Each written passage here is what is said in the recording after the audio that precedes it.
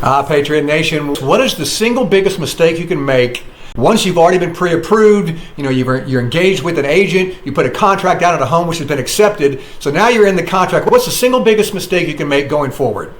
And the answer is, if you haven't guessed, it's the inspection report and the mismanagement thereof, and the consequences that come with that. So in this video, we're going to talk about, hey, what is an inspection report? Why is it so important to you? And if you mismanage it, maybe it blows up the entire transaction before you can get to the finish line. So the inspection report is huge. Watch this video all the way through. You're going to want to share with family and friends who are maybe thinking about buying a home, because this is a big one. Like I said, as I always say, let's kick off this rodeo right now.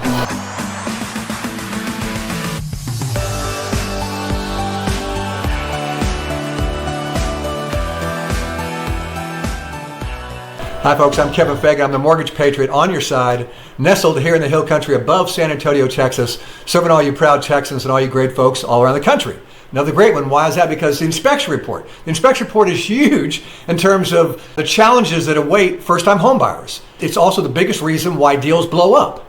As we talk about this, you're going to see what the inspection report looks like and how it can scare you. But what we're going to do in this video is we're going to turn that on its ear, and we're going to make it something not to be feared, but something to actually look forward to, so that you can use it as a negotiation against the seller to drive a better deal. So don't fear the inspection report. Look forward to it with all this problematic nature. And I'm going to show you through the video how all this can be used for your best purposes. Hit the like and subscribe if you would, please. It really brings up my YouTube content to the forefront. Like, here's a good video on negotiating, how to negotiate like a pro, where I talk a little bit about the inspection report and how to use it as a second negotiation, as we're going to explain here. So let's get into that content right away. Okay, let's talk about what an inspection report actually is. And that's when you have an inspector, a licensed home inspector, comes out to your home, the home that you're trying to purchase. And they spend about 3 hours at least going through everything. And I mean everything. They turn on every light. They turn on every water spigot. They run the dishwasher. They open up every latch on your window and raise the window up and down. They peer into every crevice of the home. They go into the attic. They check wiring. They check plumbing. They check the foundation all around, in and out. They check the roof. They do a lot of work. It's a big report. It's usually comes out about 35 to, even I've seen it as 75 pages long, with detailed picture of every little crack and fissure and non-working spout and loose wiring and so forth. It's a big report. And it gives you, at the end of the day, a summary of all the deficiencies in the home. And you're going to want that, because obviously you want to, you don't want to guess about it. You want to be able to step into the home, and you want to know if you're going to be facing any immediate problems. But having said that, with the inspection report, it also scares a lot of people, and it makes them potentially want to walk away. That's what we're going to talk about, how to avoid all this and how to turn this inspection report into an asset for you. Okay, let's get into how this works in the real world. Once you get under contract, the very first thing you do is you order an inspection report.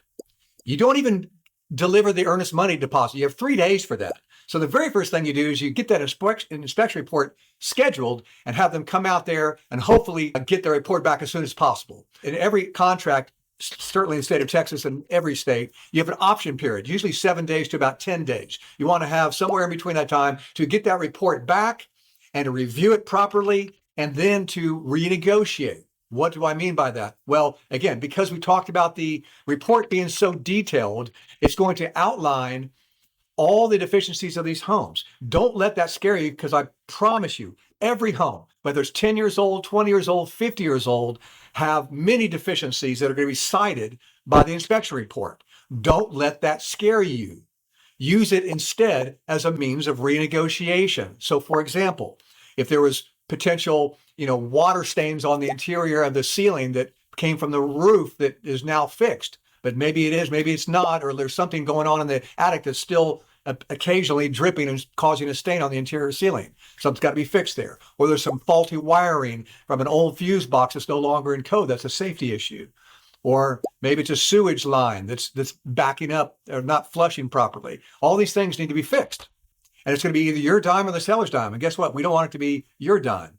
So you negotiate that with the selling party. And how do you do that? Well, you get a running list of items that, let's say there's 5 items that you need fixed, and it might cost $6,000 to fix all these items.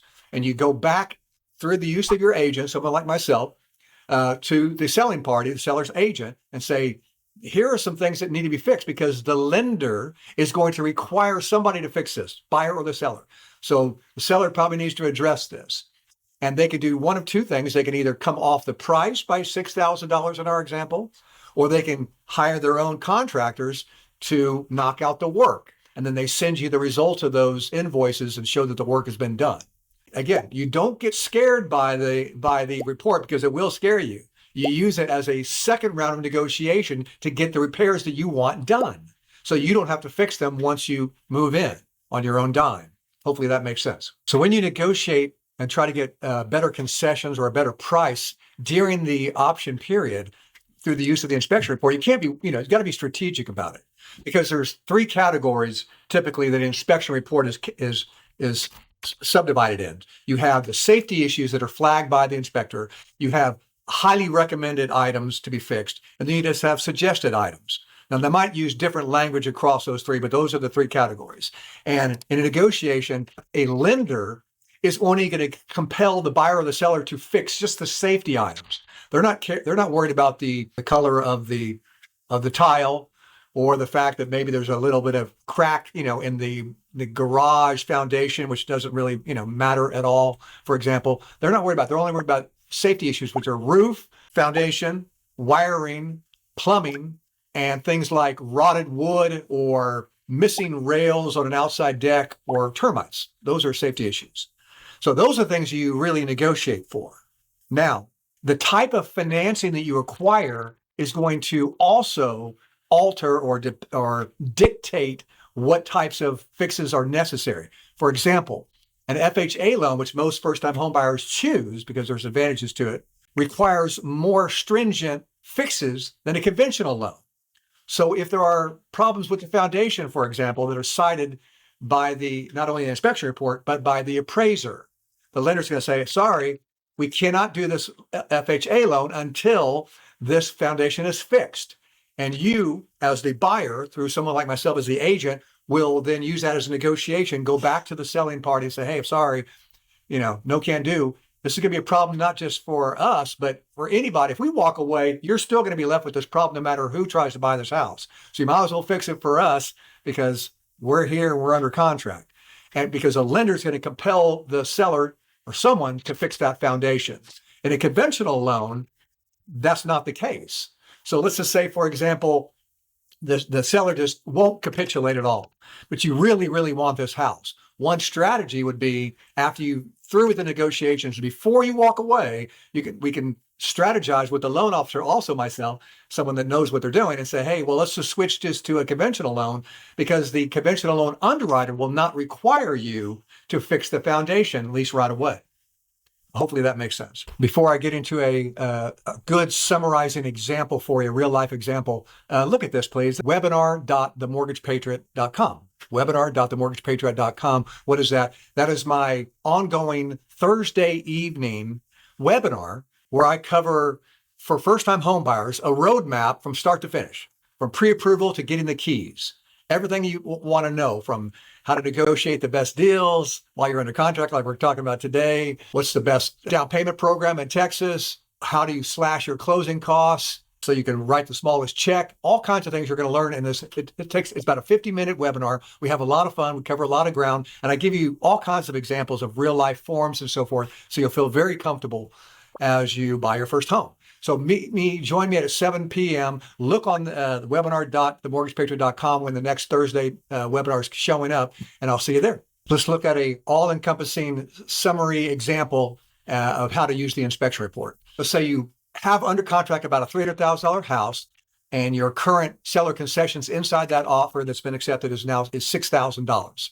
Okay. Now, day one, like I said, you have now ordered the inspection report. They come out day two. You have the report back to you at day three and you're reviewing it. You have about 4 days. You have a 7-day option, 4 days to review that inspection report. And you get with your agent, someone like myself, or even your loan officer can give you some tips on this. And you go over the safety items, right? The highest category of things that a lender might compel somebody to fix. And let's say foundation issues, and you've got some missing planks on a deck outside, and you've got GFCI plugs that aren't installed in your master bath in your kitchen, and you have some smoke detectors that are missing. Those are all safety items that need to be fixed. So let's say that, and so you present that in a formal letter through your agent to the listing agent. The listing agent will take that to the seller. They'll say, hey, these are going to have to be fixed. The lender's not going to do a loan without them, at least with the FHA loan. And then the seller's either going to say, okay, we got to do it or we're not. If they do say they're going to do it, great. They'll fix it, and then you get those invoices once again showing that the work has been done to your satisfaction. You'll have a final walkthrough and make sure those things are done properly. But if they choose not to do it, at least do the work, but they'll give you concessions. Then you can raise, let's say, your $6,000 concessions to maybe $10,000 of seller concessions, and lower your price from $300 to say $295. Whatever that balance is that makes you feel good, like you've gotten compensated for the work that's going to have to be done for those items that we mentioned that are safety items. If that all falls through and the seller says, I'm not moving a dime, we've got a price that you agreed on and we've got seller concessions we agreed on, we're not going to fix anything. Well, then you've got two options from there. You can either walk, or you can try to convert to a conventional loan, like I mentioned, which doesn't have quite the restrictions, and it won't compel you to, for example, to fix the foundation. Because the foundation might be, functioning as intended, is just going to need work at some point. So switching financing types will alleviate some of these issues. That's just one option for you. But again, you can always walk away. But a good and experienced agent or a loan officer like myself in both cases should be able to help you walk through all this and navigate this whole inspection report challenge. Because again, those reports are going to scare you. Do not walk away from them. Use them to your advantage always. I hope all this made sense to you. Check out the webinar.themortgagepatriot.com. By the way, I'm going to give you all these people that do attend to that webinar, but you're going to get my free ebook, which is the ultimate first-time homebuyers roadmap. I'm going to start to finish. I'm going to cover everything I do in the webinar, but even more so, with more detail. But come to the webinar, we'll have fun. And I'm Kevin Fagan, the Mortgage Patriot, on your side. Make it a great one.